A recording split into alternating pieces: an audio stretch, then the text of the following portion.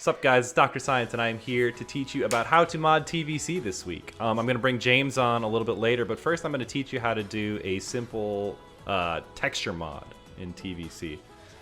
The first thing I'm going to teach you guys how to do is a simple texture mod, and using Dolphin makes this pretty easy. And what I want to do is I want to recreate this. For those of you who don't know, this is PTX-chan, and we actually gave away a body pillow with PTX-chan on it to the highest ranking Giants player, aka GC Yoshi, at Frosty Faustings this year. So I want to try and recreate PTX-chan for this. So how do we go about doing that? Well, the first thing we have to do is get the PTX texture, and Dolphin makes this easy by having this option here that says dump textures, and that just means that every texture that gets loaded into the game gets dumped into a folder for you, so you can find it and edit it later. And if you mouse over it, it says down there, dumps decoded game textures to user/dump/textures/game ID. Now I have that folder open already here, and all the textures will be dumped here. So let's boot up the game first of all, and get the PTX texture. So every texture that's being pulled up here, including like the thing that says arcade, these little graphics over here of the characters, all that is being currently dumped into this folder. You can see this was empty just a minute ago. It's all getting added in here. Right. So we'll just go up to training mode, find PTX, because PTX is the one I want to edit. So as soon as we're in here, these textures should already be dumped, and you can just go ahead at this point and close out of your emulator. As soon as you got the textures up there on the screen, then you should be fine. Now, I kind of know more or less where these textures are. They're listed by size. Character ones should all be under 256 by 256, so you can kind of find them alphabetically that way. But if you kind of poke around, you can kind of figure out which ones are the correct ones, right? So this is PTX. You can kind of tell, here's his little eyes there, here's his chest, and this sort of wraps around the side. So we're going to use this, and we're going to recreate PTX. We'll just go ahead and open this up in your graphics editor of choice. Open with GIMP. I use GIMP because I'm cheap. And we're gonna zoom right in here, right? So let's take a look at our reference photo. Little pink right under the cheeks there, not quite up on the eyes, a little bit below it, and then maybe we'll put some hearts on him, right?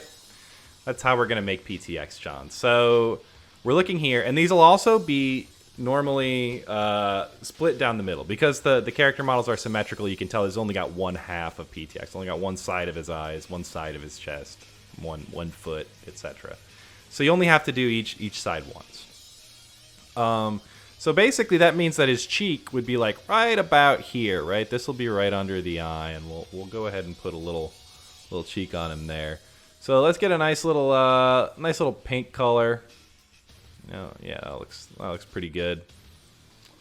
And again, I'm not teaching an art class. This part is gonna be very simple, just to sort of prove a point here, and then you can go ahead and get as fancy as you want with this, right? Okay, so let's start here. Put a little blur on that.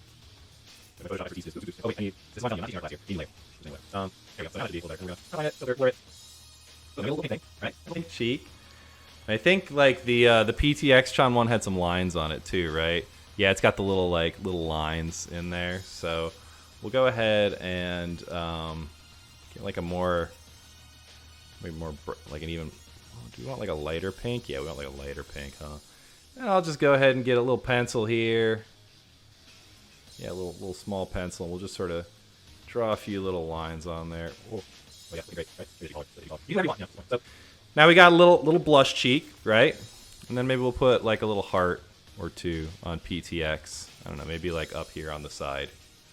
I feel like this is probably going to be rotated or something. You can just kind of play around with these as you go, right?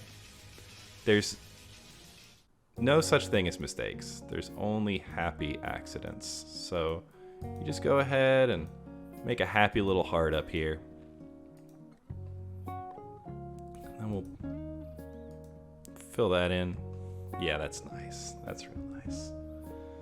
And maybe another one kind of over here somewhere, you know, just a little heart, because everybody needs a friend. Beautiful. And then, yeah, just fill that on in. Looks pretty good. There's a place where it dumps the textures, but the place where you load custom textures is different. It won't automatically load custom textures from where the textures are dumped to. So you need to go to Load, Textures, and then the name of the ISO. The ISO code name for Tatsunoko vs. Capcom UAS is STKE08. So that'll be the same name that was on the dump folder, and it's like here on the load folder too. So you go ahead, keep the same name that the texture had. That's how it recognizes what texture it's supposed to be. And just go ahead and save that there. Export it right as a ping, right in there. Now, you can see in the this folder, Dolphin Emulator, Load, Textures, and then TVC. You've got both my custom background here and then the PTX. So we'll go ahead and get back into the game. And do note that the costume colors are stored as separate textures. So if you want, you know, the blush eyes on a different color of PTX, you're going to have to do another edit.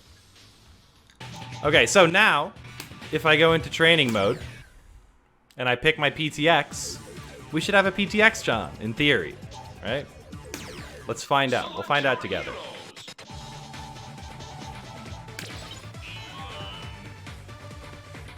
There it is. It's PTX John. You see the little blushes? It's kind of an abomination, honestly, but the point is it worked. So you can't really see the hearts I put up on his head, but you can see the blush on the cheeks there.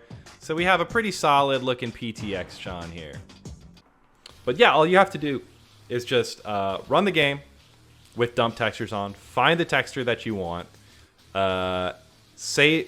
make any edits you want, just open it up in Paint, draw dicks on it, whatever, and then save it with the same name except in the load folder instead of the dump folder, and then check load custom textures here, and you'll be good.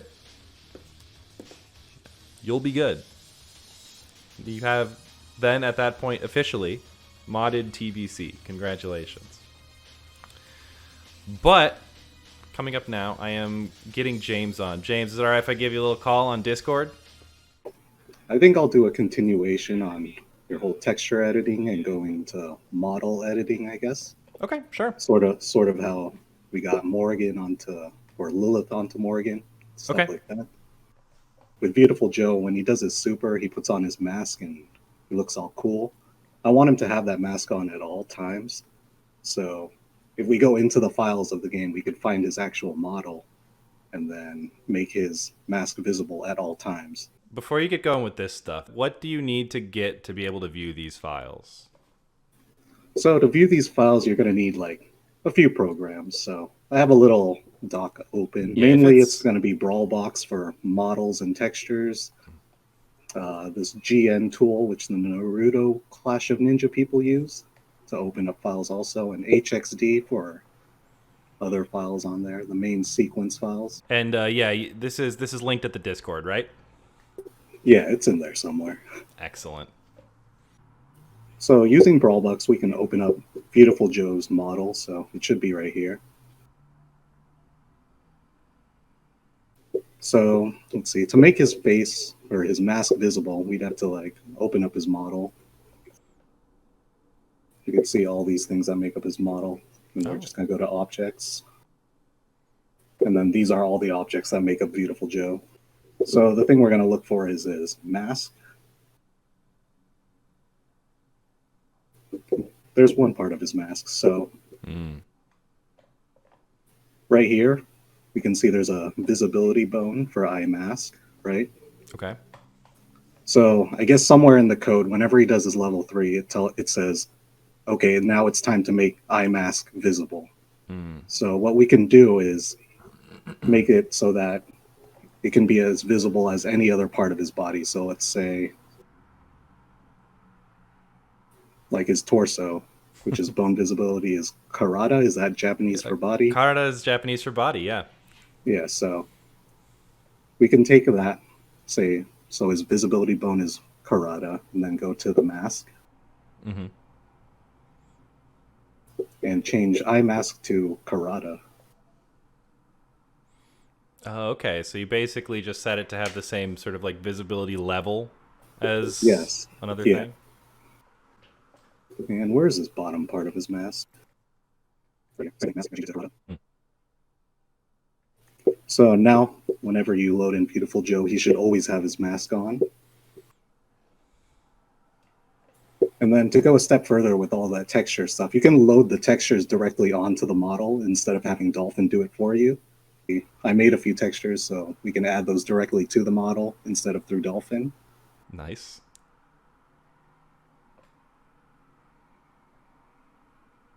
You can just replace them right here. Ooh. And now he should be all purple. Excellent. Oh yeah, look at that. There's a bit of red on there just because there's some extra textures in here that have like red shading on them. And then just another thing with these objects. Let's say we want to remove his little horns or whatever those things are. Mm-hmm. I mean, that's his boomerang, right? Well, it's just on his helmet, so I think he pulls it off and throws it, doesn't he? I mean, like canonically. I don't know about it. Yeah, he does canonically, but we can remove them. So we just have to find those polygons and then just delete them. It's that easy.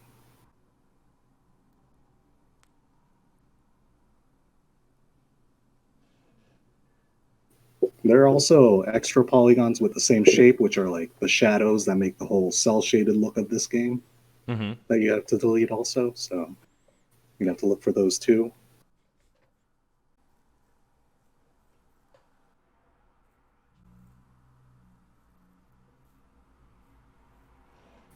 Now, when we save this, it should all be ready to go. They're in a different folder right now, so I'd have to move it over, so I'll do that. Gotcha. So you're keeping them separately? Yeah, just to make everything all nice and neat. Sounds smart. Hey, there he is.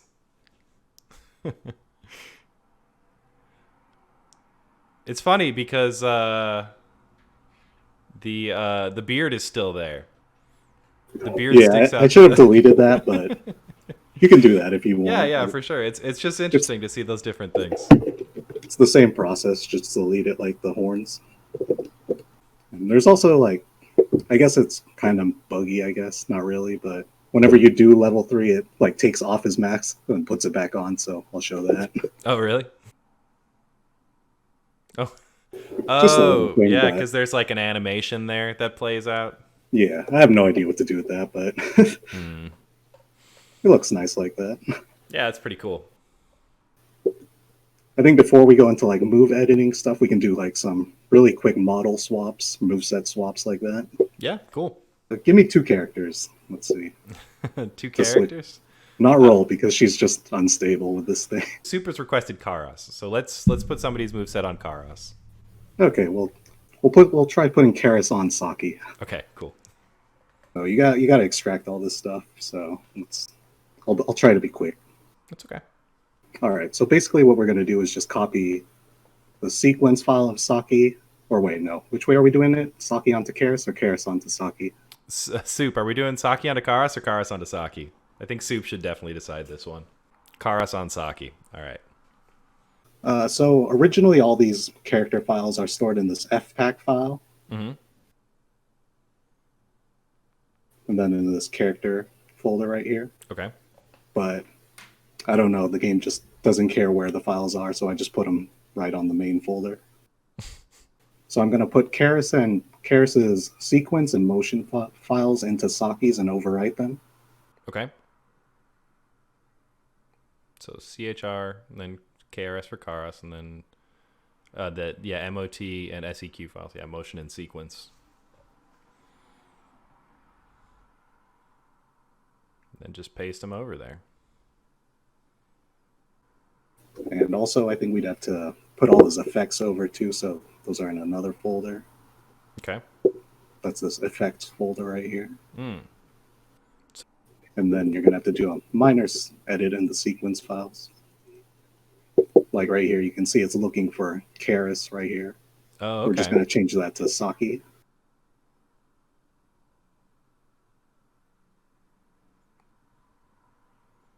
Okay, and each character will have like a code that their folders will have that name, and it's like these 3 character codes, right?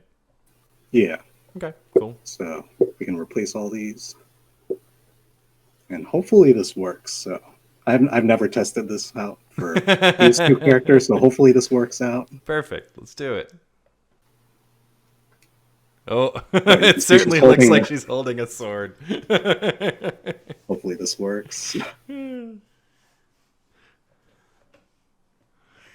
into it already.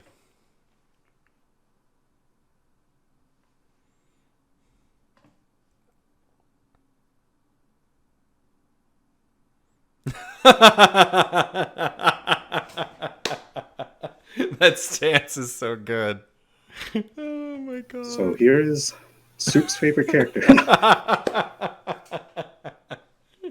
Oh my god. Whoa. Whoa. Sometimes glitches out like that. Hopefully this doesn't crash the game entirely. Okay, cool. Let's see what that looks like.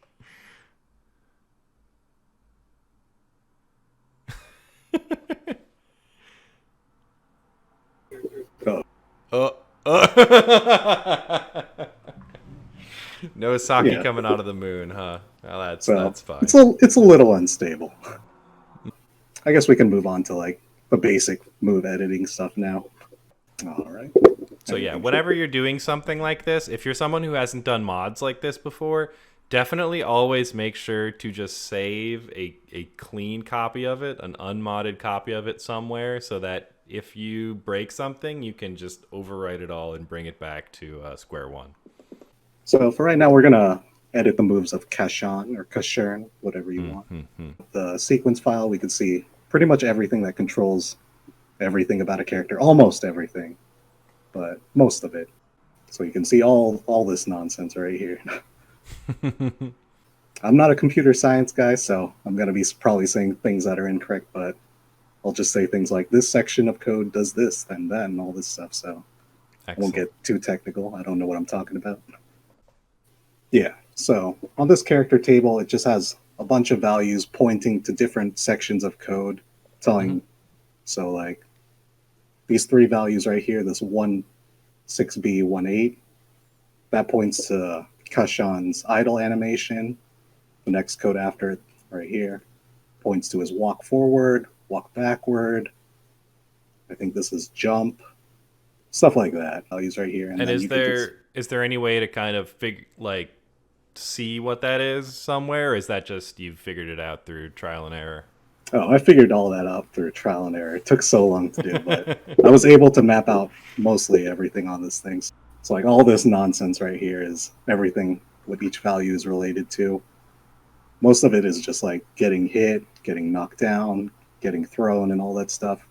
How he jumps, how he lands. But the ones we want to really focus on are the attacks, right? So just from looking at this a lot, I know for a fact that light attack will be after this block of the same characters right here. If we wanted to go to Kashan's light, we can just copy this value right here. We can go there and see that it goes up to, so medium starts on this value right here, 8F74. So from here to here is everything that controls everything about Kashan's light attack. I pretty much mapped out the structure of a basic physical attack, so I could bring up that file. I guess a call to the animation, so it would be 00 for light attack right here. We can see that right here, 01000113C. Everyone's character table is pretty much the same thing. It just points to different places. Once you have the character table mapped out, it should point you where you want to go. Right here, we can change how active this move is. So, what we can do is just copy and paste, or copy and control find these values. So right here, we can see this value number right here of 7. That means that the first active frame shows up on frame 8. I'm not sure how to interpret it. It's usually just this number plus 1. And then right here should be when the frame ends. So it also ends on frame 8. So that means it's a one frame active. We'll make it go from frame 8 to frame 11. Okay. We can edit the damage also. So right here we have Kashan's damage. So this 0410. Right now it does about 1040. Everything's stored in thousands, but then they just say it's billions. So we're gonna make it do 50 billion damage then. There we go. We can change whether it hits high, medium, or low. Ooh, make it So, unblockable. or we'll make it unblockable. So I mean, you know, a 50 billion damage unblockable light attack. That seems good, right? so right now it's at 09, which means that it is a medium light hit. So we can change that to be unblockable. Mm. This section right here is where all the hitboxes are stored. So, but I don't really know how to really mess with those yet. Yeah, and I have all this stuff written out in a Google Doc, so you could see what I have as notes. We could do a little bit more, so we can change the knockback type. So we can make it a snapback. We'll do that. Right now it's 0000, which means they'll just stay on the ground, but we can change that. There isn't anything in there it is. Can you set him to block?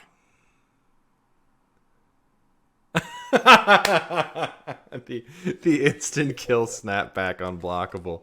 All right. Gonna break Oz's record for arcade mode or whatever. Yeah, That's pretty much what we know about editing moves now. Just normal physical attacks. Projectiles are like some completely different thing.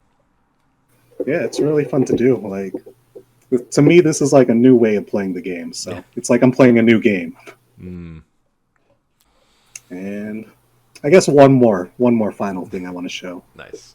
I'll keep it a secret, but we'll see it happen. All right, cool. Yeah, that's hard.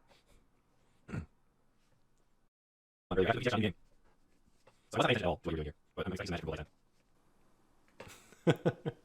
I'll put the clips up on Twitter, but yeah, I made a PTX John for fun. Oh my god, the super jump and the air dash. Oh my god, yeah, this is great.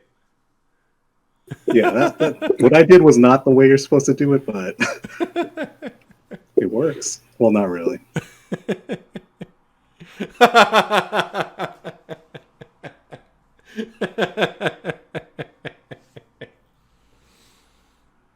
All right, cool. Well, thank you for coming on, man. I really appreciate you showing us all this. Hey, thank you for having me and all the stuff you do for the scene, man. All right, man. I will talk to you later. Bye-bye.